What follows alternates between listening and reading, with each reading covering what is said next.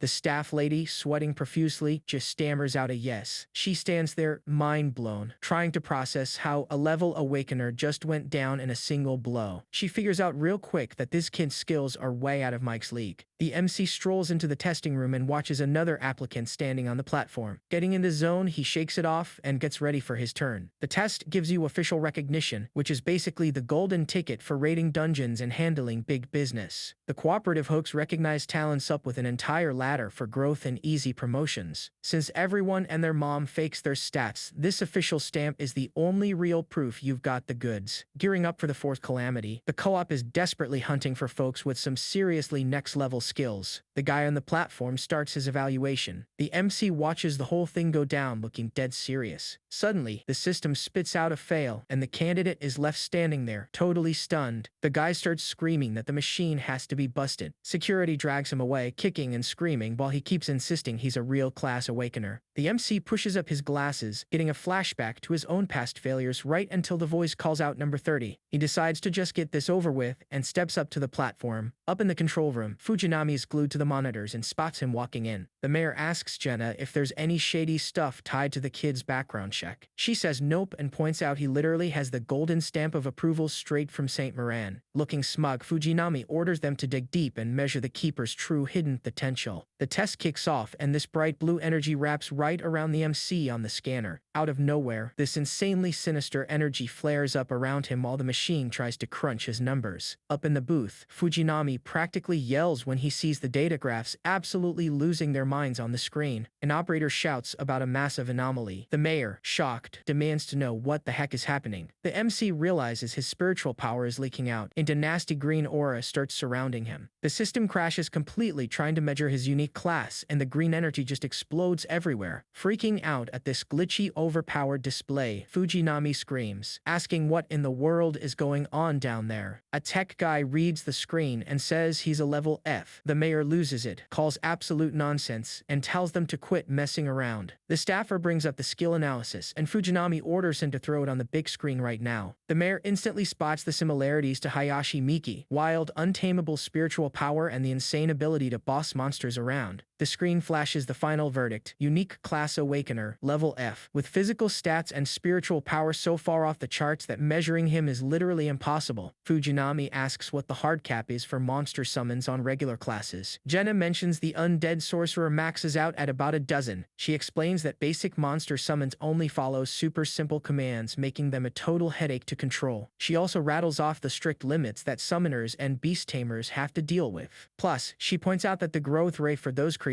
is way too slow to be useful in a pinch. Fujinami asks who on earth could possibly control a level A boss like Suzuko. Jenna says the only one who even comes to mind is Hayashi Miki, who is an S+ level. The assistant wraps it up by saying Suzuko's power is basically immeasurable, which totally explains why the saint is paying so much attention to them. The mayor figures it makes total sense that Morn would take in a guy who can tame a creature like that as her student. Jenna asks if they should run the scan again or just register him as a level F. Fujinami makes the call right then and there. Another test would just give them the same result, so he registers him as level X. He explains that X is the tag for off-the-charts monsters, which is exactly what this kid is. With a smirk, he lists out the skills, summoning hordes, shape-shifting, and actually keeping a boss-level monster as a pet. He wonders who would ever believe that this guy is actually human. Back in the testing room, the MC notices some leftover corrupted energy on the floor and wonders if he can wipe it clean. He touches the spot and it vanishes with his energy, leaving him super relieved that he avoided causing any permanent damage. Then he hears heavy boots rushing toward him. He stands up and sees he's surrounded by a hazmat crew. One guy tells him that Mr. Amehik is free to go and that they'll handle the cleanup. The main dude gives an awkward smile, thinking the whole thing looks like a crime scene. Pushing up his glasses, he hates being treated like some walking biohazard but decides to just wait for his results. Out in the waiting room, Mike warns Kane that this punk is anything but normal, and Kane agrees, noticing how the guy carries himself. Kane asks what Mike's next move is gonna be. With a wicked grin, the battle maniac starts plotting an ambush. He remembers the kid's ability to control hordes and how crazy rare that is. Mike points out that without his monsters around, now is the perfect time to catch him slipping. Kane is fully on board, and the crew starts mapping out their game plan. They spot the MC walking out of the room. Mike steps up to confront him, while Kane tells him to play it cool. The big bruiser calls out to the kid, who turns around looking surprised. Mike smirks, points at his bruised arm, and asks what the guy's gonna do about it. The main guy, totally unfazed, asks what exactly the big guy expects him to do. Mike demands that, at the very least, he gets one free shot. Flaring up his golden aura, he charges in for the attack. The MC dodges it without breaking a sweat, thinking the move was actually pretty dangerous. With a little smirk, he casually points out that the big guy completely missed. Furious, Mike switches up his tactics and gets ready to swing again. Covered in glowing energy, he yells that he's gonna teach him a hard lesson about what a level A awakener can really do. The crowd starts screaming, totally freaked out by the chaos. The staff lady starts panicking, reminding everyone that fighting is strictly off limits in the building. Suddenly, green vines shoot up from the floor, tying Mike down, as a female voice orders them to knock it off. Mike is completely caught off guard by the vines and yells out in confusion. The MC gets pinned down by the vines too. He feels the spiritual power radiating off them and wonders if it's someone he knows. The staff lady breathes a sigh of relief, while a girl in a baseball cap wonders who would cause such a massive scene.